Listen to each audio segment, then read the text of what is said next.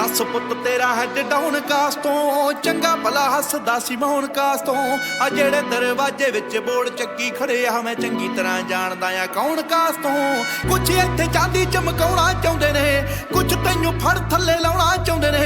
कुछ कन्याए इत्थे भुखे फेमदे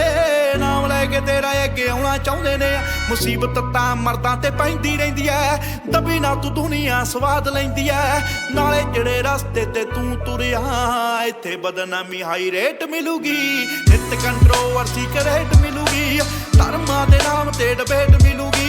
सच बोलेगा तां मिलू 295 जे करेगा तरक्की पुत हेट मिलूगी